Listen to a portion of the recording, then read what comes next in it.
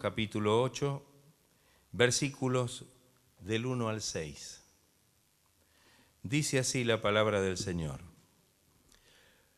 Ahora pues ninguna condenación hay para los que están en Cristo Jesús, los que no andan conforme a la carne, sino conforme al Espíritu. Porque la ley del Espíritu de vida en Cristo Jesús me ha librado de la ley del pecado y de la muerte. Porque lo que era imposible para la ley, por cuanto era débil por la carne, Dios, enviando a su Hijo en semejanza de carne de pecado y a causa del pecado, condenó al pecado en la carne, para que la justicia de la ley se cumpliese en nosotros, que no andamos conforme a la carne, sino conforme al Espíritu. Porque los que son de la carne piensan en las cosas de la carne, pero los que son del Espíritu, en las cosas del Espíritu. Porque el ocuparse de la carne es muerte, pero el ocuparse del Espíritu es vida y paz. Amén. Este es uno de los hermosos capítulos de la carta a los romanos, pero yo diría también de las cartas apostólicas.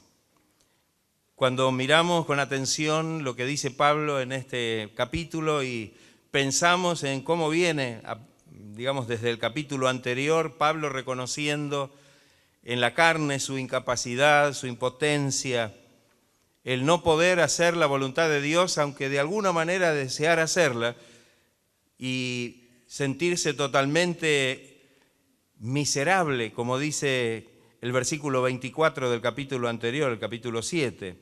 Pablo llega a decir, miserable de mí, ¿quién me librará de este cuerpo de muerte?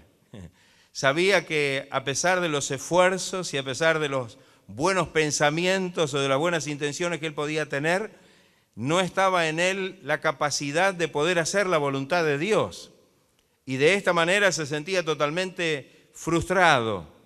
Se daba cuenta que había un gran impedimento en su naturaleza humana y carnal que no le permitía vivir una vida victoriosa y una vida de armonía y comunión en la presencia de Dios.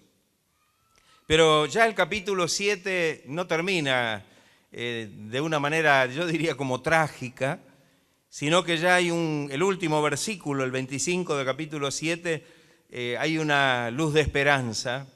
Pablo termina el capítulo diciendo, gracias doy a Dios por Jesucristo nuestro Señor.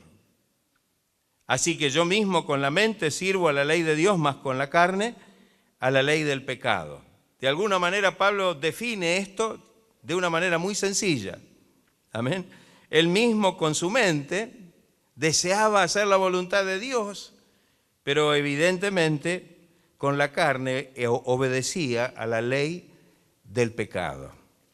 Cuando comenzamos a leer el capítulo 8, ya cambia la terminología y Pablo comienza a relatar una experiencia totalmente diferente a la que viene relatando en el capítulo 7. El primer versículo del capítulo 8 que leímos dice, ahora pues, entonces, tal vez refiriéndose a lo que dijo antes con respecto que daba gracias a Dios por Jesucristo, Señor nuestro, dice, ninguna condenación hay para los que están en Cristo Jesús. Y completa el concepto diciendo que estos que ya no son condenados porque están en Cristo Jesús, son los que no andan ya conforme a la carne, sino conforme al Espíritu. Y aquí viene la gran diferencia y el gran cambio.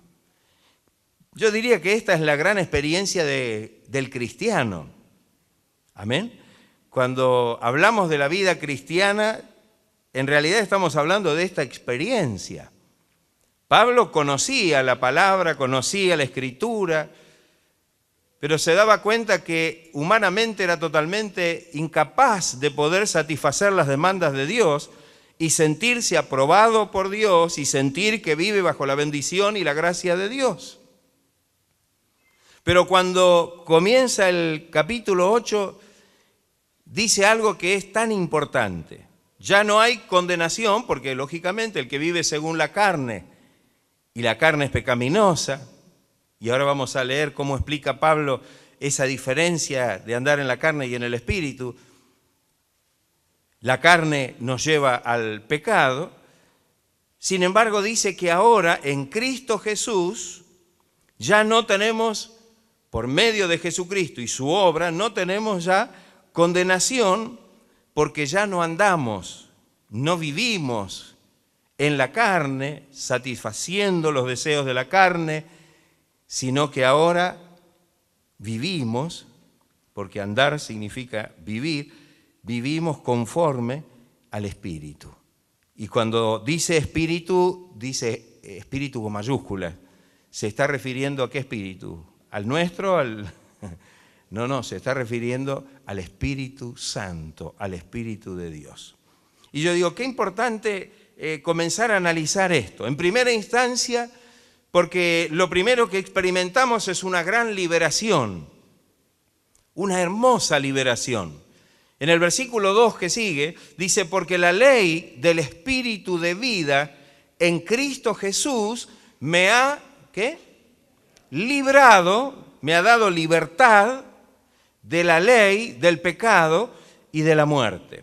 Cuando vivía en la carne, cuando vivía sometido solamente a su naturaleza humana y carnal, vivía bajo la ley del pecado y de la muerte. Había una ley que lo llevaba al pecado, una tendencia que no le permitía otra cosa que ir hacia abajo, hacia el pecado y por supuesto hacia la perdición o la condenación.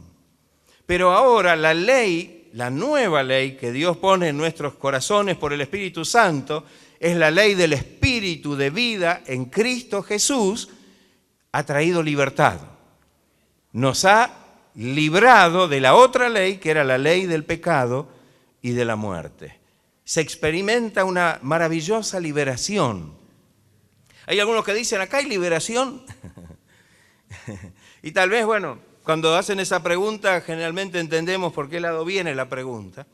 Pero en Dios hay liberación. En Cristo hay liberación, hay libertad. ¿O no es así, hermanos? Usted disfruta la libertad en Cristo. Amén. Y esa libertad es aplicable a todos los órdenes de nuestra vida.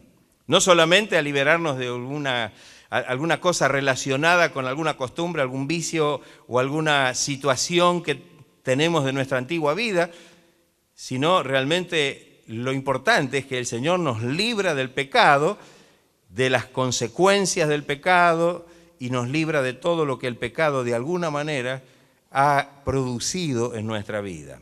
Así que, qué importante, esta nueva ley, que es la ley del Espíritu de vida, nos ha librado de la otra ley, que era la ley del pecado y de la muerte. ¿Cuál es la ley que está prevaleciendo en su vida? Quizá puedo hacer la pregunta de varias maneras, y a veces la hago de la otra. ¿Usted en qué capítulo vive? ¿En el 7 o en el 8? Su experiencia se relaciona con el Pablo del capítulo 7, donde se siente totalmente impotente, incapaz de hacer la voluntad de Dios, donde se da cuenta que hay una ley que lo lleva siempre a hacer lo que no quiere, al pecado, o vive en la victoria y en la libertad del capítulo 8, que es esta bendición maravillosa que se produce cuando la ley del Espíritu de vida en Cristo comienza a actuar en nuestra vida. Yo digo, qué hermoso, ¿no? El Señor dijo, conoceréis la verdad y la verdad os hará libres. Conoceréis la verdad. ¿Y qué es la verdad? Él es la verdad. ¿Y de qué verdad se trata? De su obra redentora allí en la cruz del Calvario, de la obra poderosa que Dios por medio de Jesucristo puede realizar en nuestra vida a través del Espíritu Santo. Y si conocemos esa verdad y esa verdad se hace carne en nosotros, seguramente experimentaremos esta libertad maravillosa. Pablo en los versículos siguientes, que es como que explica un poco justamente esta situación. Dice en el versículo 3, porque lo que era imposible para la ley, por cuanto era débil por la carne, Dios, enviando a su Hijo, a Jesucristo, en semejanza de carne de pecado y a causa del pecado, condenó al pecado en la carne. Lo venció allí mismo donde el pecado se había atrincherado, en la humanidad, en el ser humano, en la carnalidad del ser humano. Y allí, en esa misma situación, Cristo lo venció. ¿O no es así? Claro, Cristo lo venció. Cristo vino, asumió nuestra naturaleza, se hizo como uno de nosotros, como dice acá, enviando a su Hijo en semejanza de carne de pecado, es decir, le dio el Señor Dios una naturaleza igual que la nuestra, semejante a la nuestra, sujeto a las situaciones y pasiones que nosotros también tenemos en la carne, con la diferencia de que el Señor venció al pecado y condenó al pecado en la carne. Y dice algo maravilloso en el versículo que sigue. ¿Por qué y para qué hizo esto? Para que la justicia de la ley se cumpliese en nosotros, y vuelve a repetir el concepto del principio, que no andamos, que no vivimos ya conforme a la carne, sino conforme al Espíritu. Para que ahora nosotros podamos gozar de la justicia que viene por medio de Jesucristo a nosotros. Él tomó el pecado y lo condenó en la carne, lo venció a donde estaba trincherado y tomó la victoria, pero no para que esa victoria fuera la de Él, sino para que en definitiva la victoria que Él tomó sobre el pecado pueda realmente ser beneficiosa para nosotros. Él no necesitaba vencerla, porque Él era justo y era puro. Fue semejante, dice la palabra, a nosotros en todo, pero, ¿cómo? Sin pecado. Pero tuvo que asumir esa naturaleza y tuvo que llegar hasta la última consecuencia. ¿Cuál fue la última consecuencia en esa experiencia? La muerte. Porque la paga del pecado es muerte, mas la dádiva de Dios en Cristo Jesús es vida eterna. Así que de esta manera el Señor pagó por nosotros, tomó nuestro pecado, murió en la cruz en nuestro lugar y a nosotros nos dio la bendición de recibir su justicia, de ser justificados. En el capítulo 5, el apóstol Pablo, de esta misma carta, el apóstol Pablo dice, justificados pues por la fe, tenemos paz para con Dios por medio de nuestro Señor Jesucristo. No así nomás, solo, de por sí, sino por medio. ¿Y qué quiere decir por medio de Jesucristo? Por medio de la obra que Jesucristo hizo por nosotros y por la cual también tenemos entrada por la fe a esta gracia en la cual estamos firmes. Qué hermoso pasaje, ¿no? Entonces, explica el apóstol Pablo, sigue en el versículo 5, dice, porque los que son de la carne, los carnales, los que todavía viven bajo la ley del pecado, dice, piensan en las cosas de la carne. Es decir, en las cosas carnales, en las cosas que tienen que ver solamente con la vida natural y la vida carnal. ¿O no es así? Esto lo dice el Señor. Amén. Esta es palabra de Dios. Y es una realidad. Los que viven en la carne piensan en las cosas de la carne, por eso no buscan las cosas del Espíritu. La única cosa que ellos pueden percibir solamente son las carnales, las temporales, las materiales, las que corresponden a esta naturaleza humana. Pero espiritualmente muertos, como se halla la persona que no conoce a Dios, no percibe la verdadera necesidad, que es la necesidad espiritual. En cambio, los que son del Espíritu piensan en las cosas del Espíritu. Cuando el Señor obró en nuestra vida y nos dio esta libertad, ahora ya no pensamos en las cosas de la carne. Y cuando dice pensar en las cosas de la carne, dice el hábito de pensar, el hacer todo habitualmente conforme a las cosas del mundo, sino que ahora pensamos en las cosas del Espíritu, las cosas que más nos interesan y que ocupan el primer lugar en nuestra vida. Ya no son las carnales, las materiales, las pasajeras, sino son las espirituales, las gloriosas y las eternas. Tal vez todo esto nos lleva a nosotros a hacer una especie de autoexamen y decimos, ¿qué está pasando conmigo? ¿En qué estoy pensando? ¿Mis pensamientos se ejercitan hacia dónde? ¿Estoy solamente ocupado y preocupado y pensando en las cosas materiales, en las cosas carnales, en las cosas de esta tierra? ¿O realmente ahora esta vida espiritual, esta relación con Dios, esta obra poderosa del Espíritu Santo toma mi mente y me hace realmente deleitarme en las cosas espirituales? Mas buscad, dice el Señor, primeramente el reino de Dios y su justicia.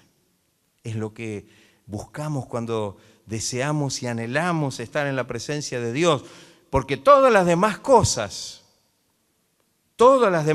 que precisamos para esta vida terrenal, vendrán por añadidura. Porque el versículo 6 dice, porque el ocuparse de la carne es muerte, pero el ocuparse del Espíritu es vida y paz. No solamente pensar en las cosas de la carne, sino ocuparnos. Es decir, hacer todo lo que tenemos que hacer, todo en función de nuestra vida en la tierra, de nuestra vida carnal, de nuestros apetitos humanos. Y dice que en todo caso el que está en el Espíritu se ocupa de las cosas espirituales, y el ocuparse de las cosas espirituales no es muerte, sino al contrario, es vida y es paz. ¿Usted de qué cosas se está ocupando? Si usted puede hacer una lista de cosas, ocupaciones que usted tiene, ¿qué cosas ocupan los primeros lugares de esa lista? Como también si tuviera que hacer una lista de las cosas en las cuales realmente habitualmente piensa y ¿cuáles son las cosas que ocupan el primer lugar en esa lista? Y creo que haciendo un poquito ese ejercicio vamos a tener una evaluación bastante certera de cuál es nuestro estado y nuestra relación con Dios. El que ahora vive en el Espíritu, el que ahora tiene esta ley del Espíritu de vida en Cristo Jesús, dice la palabra que su mente está atento, pensando en las cosas del Espíritu, en las cosas espirituales. Y está ocupado no en las cosas terrenales, porque el ocuparse de la carne es muerte, porque todo lo que hay en este mundo un día desaparecerá, no estará. Y todos aquellos que hagan esto van a desaparecer también. Amén. Amén.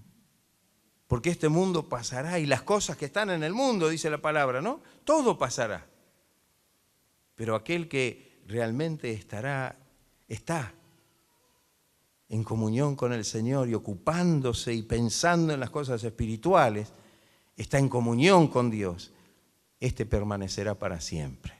Este tendrá vida y este tendrá paz. ¿Está viviendo usted esta experiencia como cristiano? ¿Puede dormir tranquilo o lo atormentan los pensamientos de las cosas que tiene que hacer y de los proyectos y de los planes y de las cosas de este mundo, y esto no lo deja en paz? Cuando hemos puesto en orden estas prioridades, podemos descansar tranquilos porque el Señor es el que guía nuestro camino y el Señor es el que hace en nosotros su obra para que todas las cosas sean para bendición.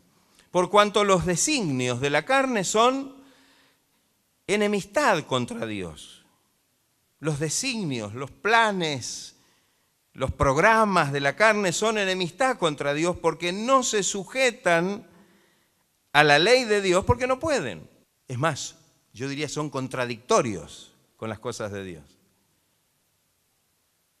Y no se pueden sujetar a la ley de Dios porque no pueden. Y los que viven según la carne, en esta situación, no pueden agradar a Dios. Mire que aquí esto es algo importante, ¿no? El Señor quiere darnos esta liberación y esta libertad para que vivamos libres y no nos volvamos al yugo de esclavitud otra vez. Si hemos recibido esta salvación y esta liberación por medio de la experiencia gloriosa con Cristo y a través del Espíritu Santo, no nos volvamos atrás porque volvemos a la esclavitud otra vez. Perdemos la libertad. Se hace nula esta liberación que hemos recibido y comenzamos otra vez a estar esclavizados. Y el fruto de esa esclavitud es muerte. No podemos agradar a Dios. Dios no se agrada de nosotros cuando hacemos o cuando vivimos de esta manera. Ahora, Pablo dice, hablándole a los creyentes de Roma, dice, mas vosotros no vivís según la carne, sino según el Espíritu. Mire, si esto nos escribiría a nosotros, si esta palabra, y la tenemos que tomar para nosotros, ¿no? Mas nosotros no vivimos según la carne, sino según el Espíritu. ¿Cuántos dicen amén a esto? Ahora, fíjese usted que este versículo tiene un sí que es condicional. Es condicional. Porque en la mitad del versículo dice, si es que el Espíritu de Dios mora en vosotros. Es decir, nosotros no vivimos según la carne, sino según el Espíritu, si el Espíritu de Dios mora en nosotros. Si es que el Espíritu de Dios habita, vive, reside en nuestro corazón. Y si alguno no tiene el Espíritu de Cristo, es duro Pablo en esto, no es de él. Apá. No es de él. Y yo digo, qué importante este versículo, ¿no? Mas vosotros no vivís según la carne, sino según el Espíritu. Gloria a Dios, todos nos quedamos contentos, conformes, está todo bien, seguimos adelante. No, espere la condición. Sí es que el Espíritu de Dios mora en vosotros. Y podemos hacer la pregunta, ¿el Espíritu de Dios mora en nosotros? Morar no quiere decir un toque del Espíritu. Cuando vengo a la iglesia el Señor me toca y hablo algunas palabras en lengua. No es eso vivir en el Espíritu, hermano. No es eso que el Espíritu de Dios more. Puedo de alguna manera en algún momento a lo mejor recibir un toque del Espíritu Santo, pero que eso no significa que yo esté viviendo en el Espíritu. Tal vez sea sensible en el medio de las alabanzas y me quebrante y el Espíritu Santo me toca. Pero después, ¿qué pasa cuando me voy de la iglesia? ¿Sigo lleno del Espíritu? ¿Dejo que el Espíritu gobierne mi vida? ¿Permito que el Espíritu Santo me guíe conforme a la voluntad de Dios para vivir una vida agradable a su voluntad?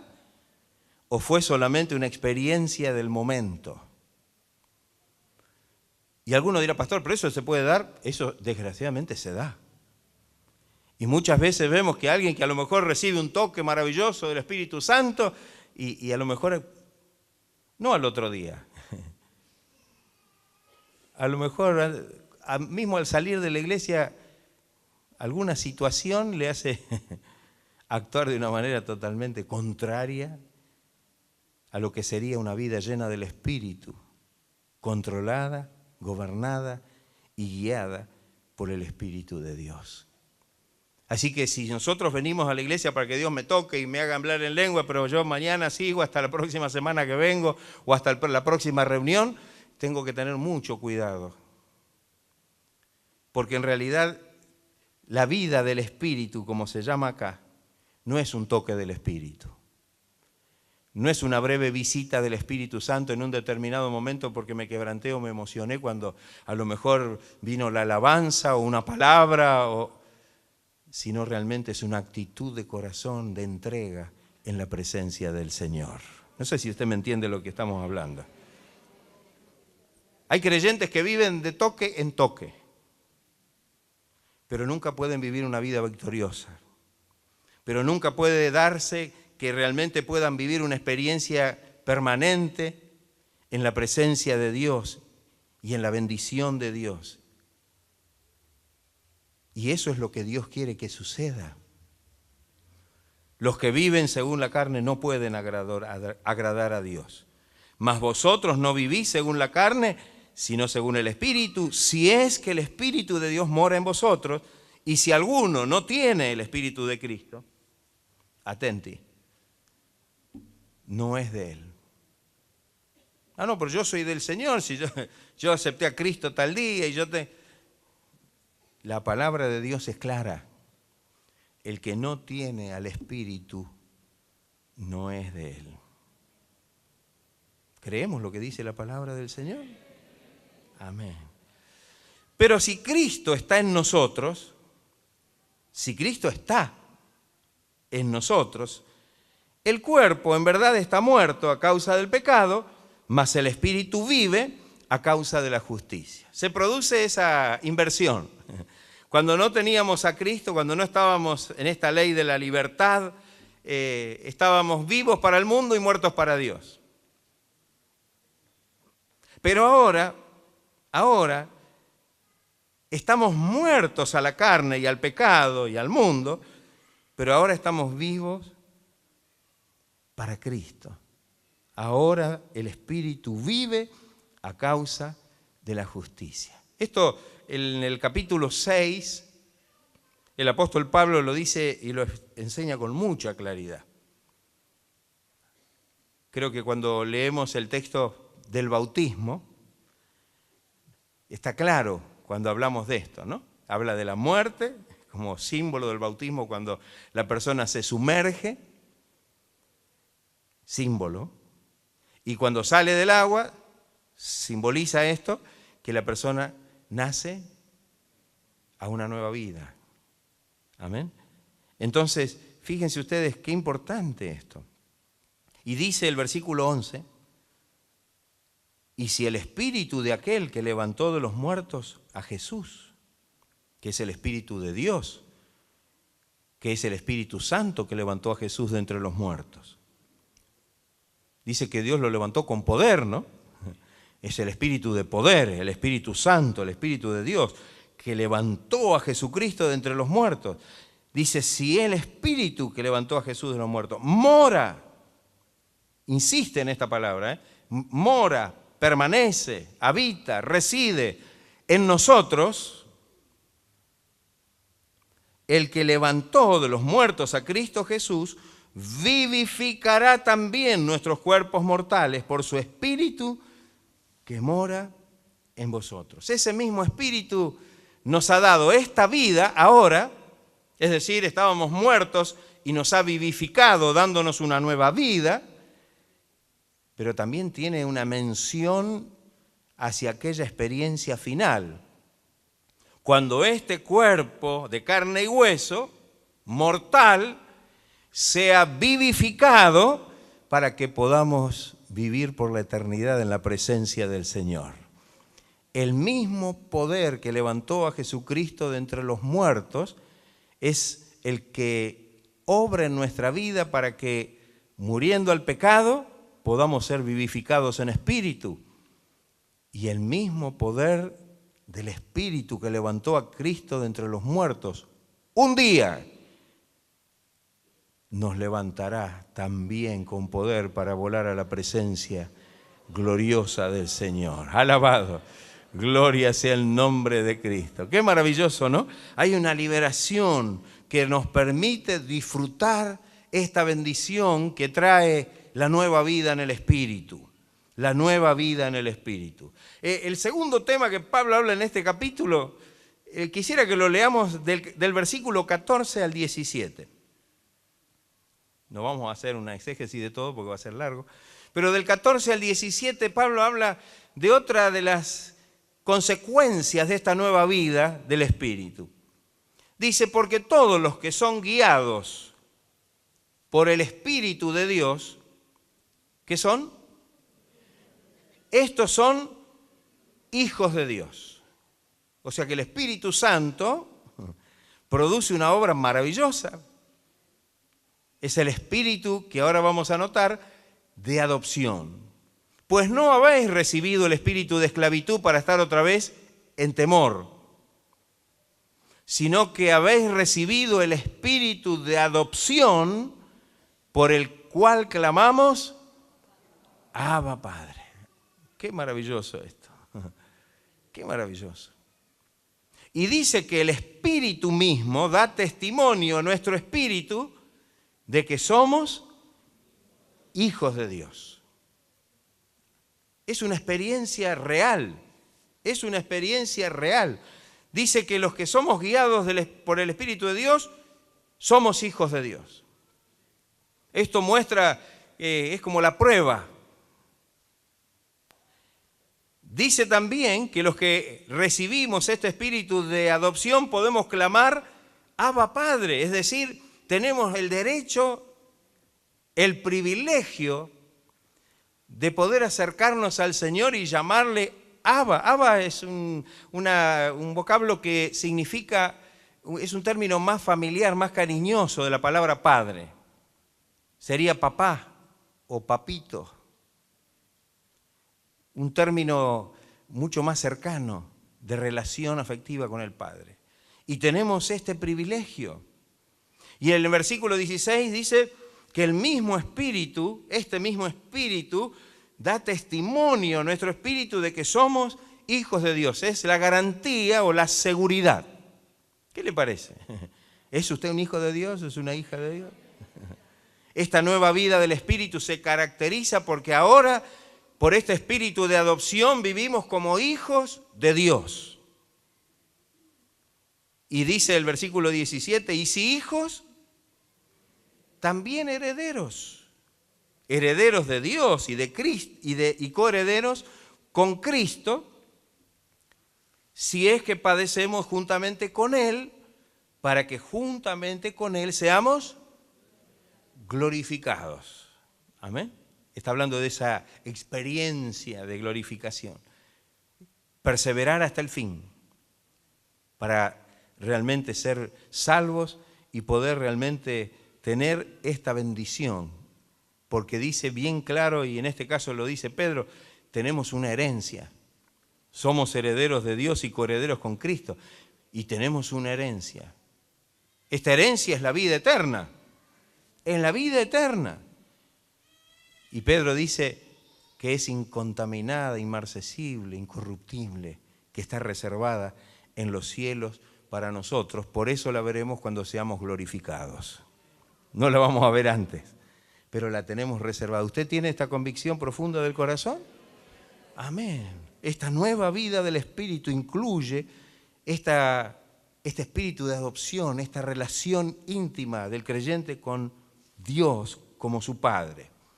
Del versículo 18 en adelante encontramos que Pablo habla de la esperanza. Qué maravilloso, ¿no? Si leemos del 18 en adelante dice, pues tengo por cierto que las aflicciones del tiempo presente no son comparables con la gloria venidera que en nosotros ha de manifestarse. Es decir, ya empieza a mirar hacia el futuro, porque la esperanza no es lo que tengo, sino es lo que espero. Amén. Me proyecta al futuro. Porque el anhelo ardiente de la creación es aguardar la manifestación de los hijos de Dios. Está hablando de aquel día glorioso en que el Señor viene. Porque la creación fue sujetada a vanidad, no por su propia voluntad, sino por causa del que la sujetó en esperanza. Sabemos que la misma creación está sujeta a maldición.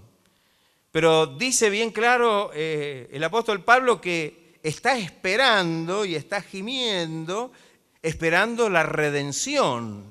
Y esta espera no es desesperanzada o desesperada, sino es una espera llena de esperanza.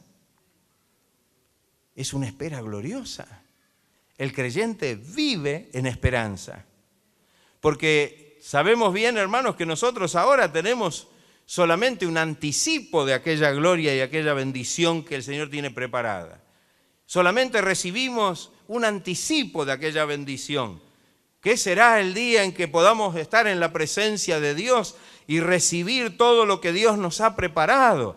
De tal manera entonces que habiendo recibido estas arras del Espíritu, habiendo recibido solamente este anticipo, vivimos en esperanza, esperando aquel día glorioso, esperando aquel día. La creación misma está, dice, porque todo, el versículo 21, porque también la creación misma será libertada de la esclavitud de corrupción a la libertad gloriosa de los hijos de Dios. Porque sabemos que toda la creación gime a una y a una está con dolores de parto hasta ahora.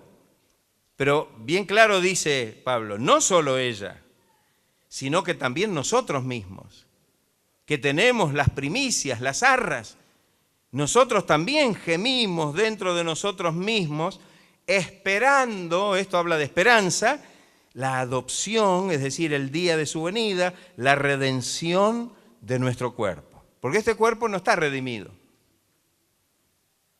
Hemos sido redimidos en nuestra alma a través de la fe en Cristo. Nuestra alma está redimida. Pero este cuerpo será redimido el día que el Señor venga. Entonces ahora gemimos, como decía Pablo, estamos ahí medios incómodos en este cuerpo. Pero estamos fortalecidos en la esperanza, sabiendo que un día, cuando se escuche la trompeta y escuchemos la voz de arcángel del Señor, en un abrir y cerrar de ojos, seremos transformados en cuerpos de gloria. En un abrir y cerrar de ojos, esto mortal se vestirá de inmortalidad y esto corruptible se vestirá de incorrupción y de gloria. Porque en esperanza, dice el versículo 24, porque en esperanza fuimos salvos. Pero la esperanza que se ve no es esperanza. No voy a estar esperando. Si yo veo lo que estoy esperando y lo tengo. Si esperamos lo que no vemos, entonces sí, con paciencia lo aguardamos. ¿Tenemos esta esperanza gloriosa como parte de esta nueva vida en Cristo? Hoy la vida del cristiano tiene que estar llena de esperanza. Esta esperanza de gloria. Y aunque haya incomodidades, y como bien dice acá, que tengamos que pasar en este tiempo presente por algunas aflicciones, no son de comparar con la gloria venidera que en nosotros se ha de manifestar. ¡Aleluya! Gloria sea el nombre de Cristo. Porque esta leve tribulación momentánea, dice Pablo en otro lugar, no puede producir en nosotros otra cosa que un cada vez más excelente y eterno peso de gloria. Pero ahí estamos mirando al futuro, mirando hacia esa glorificación, hacia ese tiempo de redención que estamos gimiendo para que realmente llegue, y lo hacemos con esperanza. ¿Tiene usted esta esperanza latiendo en su corazón? Como parte de esta nueva vida, ¿está gozando de esta esperanza gloriosa en su vida? Gloria a Dios. Y el Espíritu Santo es el que nos trae esta convicción, hermanos. El Espíritu Santo es que internamente nos fortalece en esta esperanza para que podamos estar firmes hasta la venida del Señor. En el versículo 26, aquí Pablo habla de otra bendición, y es la intercesión.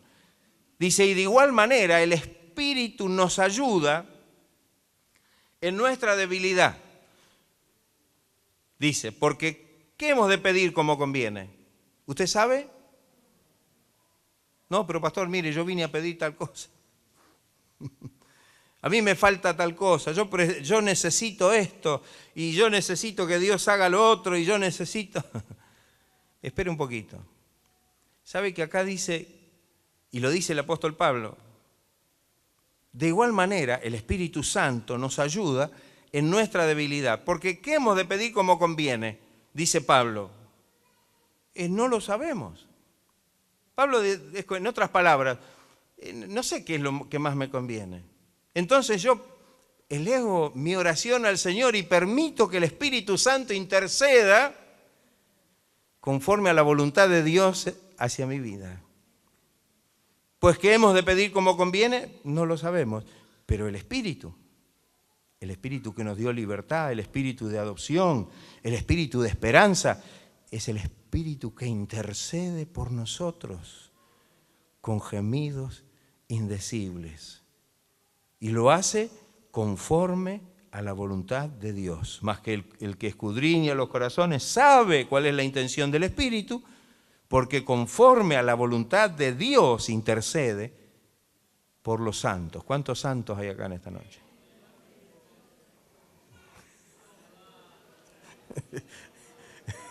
¿Se anima a levantar la mano? ¿Es un santo? ¿Usted ha sido santificado por el Señor? Ahí está, la intercesión. Ahí está, el Espíritu intercede por nosotros. En el versículo 28 en adelante, creo que tenemos una de las expresiones hermosas del cuidado de Dios hacia nuestra vida y de lo que sabemos que Dios ya ha hecho por nosotros. El versículo 28 en adelante dice, y sabemos que los que aman a Dios, todas las cosas les ayudan a bien. Esto es, a los que conforme a su propósito son llamados. ¿Usted cree que es cierto esto que dice el Señor en su palabra? Esto muestra el cuidado de Dios sobre nosotros. ¿Habrá algo que pueda ocurrir en nuestra vida cuando estamos en comunión con el Señor y cuando el Espíritu Santo está habitando en nuestro corazón, que Dios no se entere? ¿Que Dios no sepa? No, Dios sabe. Y sabemos, y creo que lo enseñamos muchas veces, que Dios tiene propósitos en nuestra vida. Y que todo eso es para bien de nuestra vida. Y muestra dónde está el fundamento de nuestra seguridad. En los versículos que siguen, que los leemos a menudo, porque a los que antes conoció en su presencia, también los predestinó para que fuesen hechos conformes a la imagen de su Hijo, es decir, de Cristo, para que Él sea el primogénito, el primero entre muchos hermanos. Y a los que predestinó, a estos también llamó, y a los que llamó, a estos también justificó, y a los que justificó, a estos también glorificó. Ya tiene todo el plan terminado el Señor. De estos 5 pasos que relata aquí, el preconocimiento, la predestinación, el llamado, la justificación y la glorificación, ¿cuántos se cumplieron en su vida? 4 se cumplieron. Solamente queda la glorificación, que estamos mirando hacia adelante, con esperanza, con fe. Es decir, que ya sabemos cuál es el destino. Dios tiene cuidado de nosotros, ya preparó la obra por nosotros.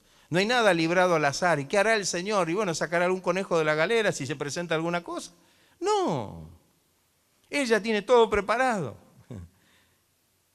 Todo preparado, aún nuestra glorificación.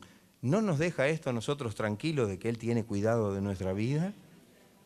¿De que Él ya ha hecho provisión para nuestra vida? Y que si somos guiados por el Espíritu de Dios y estamos en comunión con el Señor, se llevará a cabo y se cumplirá el propósito que Dios tiene para con nuestra vida. ¿Habrá algo que nos pueda hacer dudar de esto? No. Y el último punto, que podemos mirar del versículo 31 en adelante, es el de la seguridad. Dice Pablo, ¿qué pues diremos a esto? Después de haber visto todo lo que vimos, de esta nueva vida, de esta vida en el Espíritu, de esta obra poderosa del Espíritu en nuestra vida.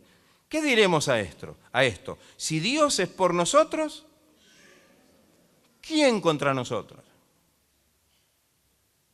El que no escatimó, retaseó, ni a su propio Hijo, sino que lo entregó por todos nosotros, ¿cómo no nos dará también con Él todas las cosas?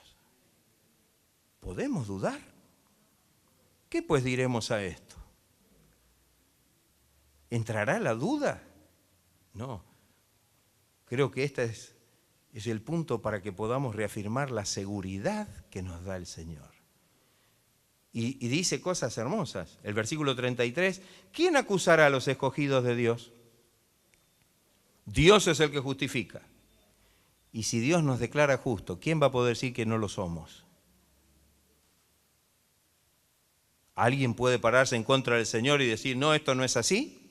Cuando Él es el que hace la obra y ha declarado esto.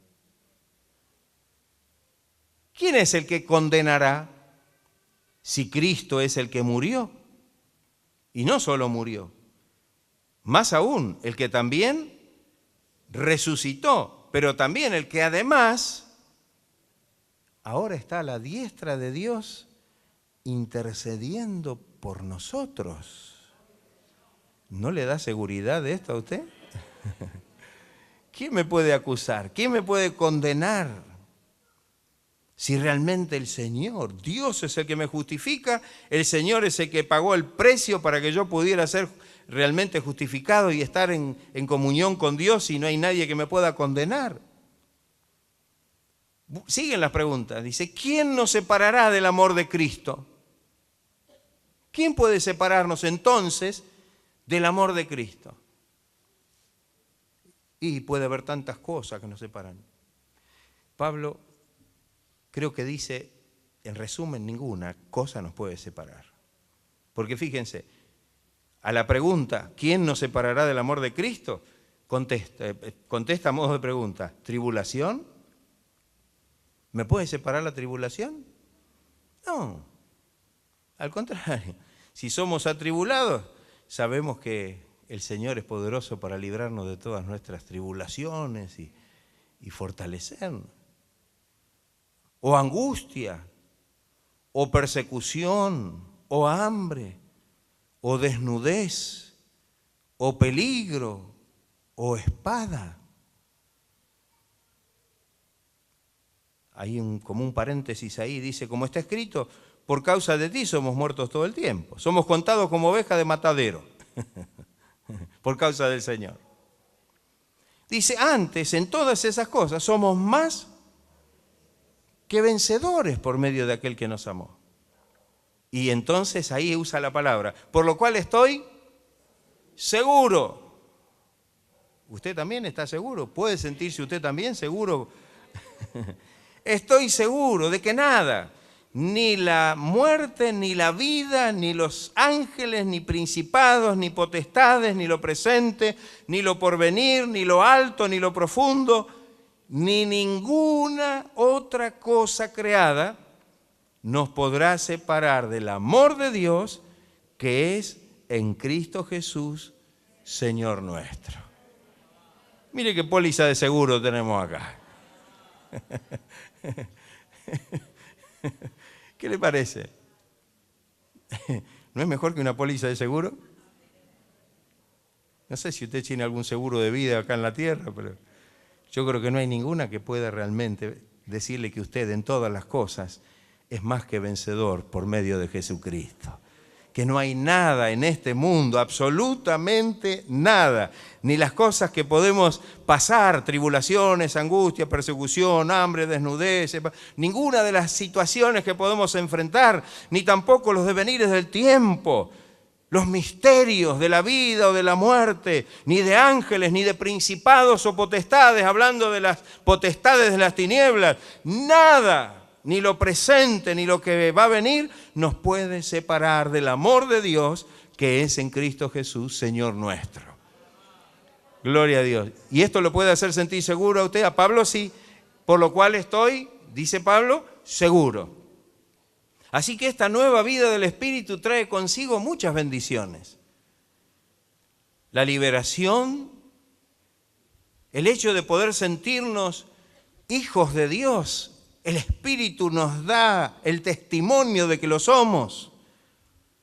de gozar de una esperanza que más allá de las situaciones que podamos pasar, entre las cuales están las que menciona allí el versículo que leímos, tribulación, angustia, nada de esto, al contrario, hay una esperanza que es una esperanza de gloria que va por encima de todas estas cosas, porque estamos esperando la recompensa final y estamos esperando que el Señor venga para que podamos realmente recibir esa bendición que el Señor nos ha preparado.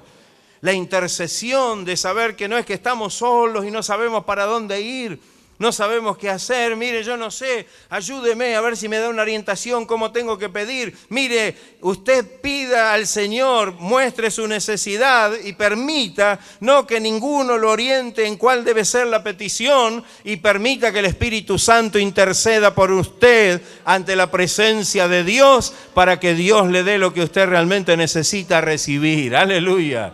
Gloria sea el nombre de Dios. Yo no sé lo que usted necesita, hermano, pero el Espíritu Santo que está aquí en esta noche sabe qué es lo que usted necesita y está dispuesto a interceder por su vida para que usted pueda recibir y alcanzar la bendición que Dios tiene para usted. Aleluya.